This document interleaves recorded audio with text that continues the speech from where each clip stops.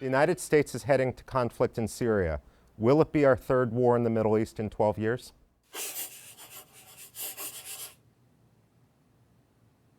On August 21st, the one-year anniversary of a speech in which President Obama called the use of chemical weapons a clear red line. A red line for us is we start seeing a whole bunch of chemical weapons moving around or being utilized. Hundreds, if not more than 1,000 Syrians were killed by chemical weapons on the outskirts of Damascus. It was the worst attack since Saddam Hussein used chemical weapons against the Kurds 25 years ago. Credibility matters. What happens in Syria doesn't stay in Syria.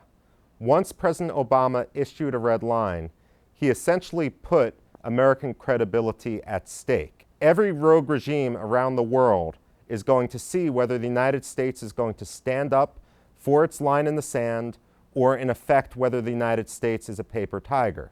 If there is no consequence for the use of chemical weapons, then where does the world establish a new line for the rules of war? Obama has weakened the military option by telegraphing when and where the United States might strike.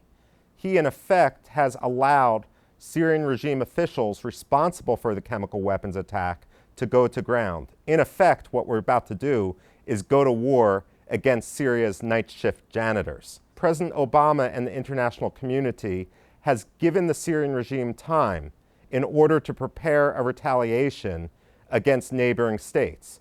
If Assad didn't hesitate to use chemical weapons against sleeping Syrians, what's to stop him from launching against Turks, Jordanians, or Israelis?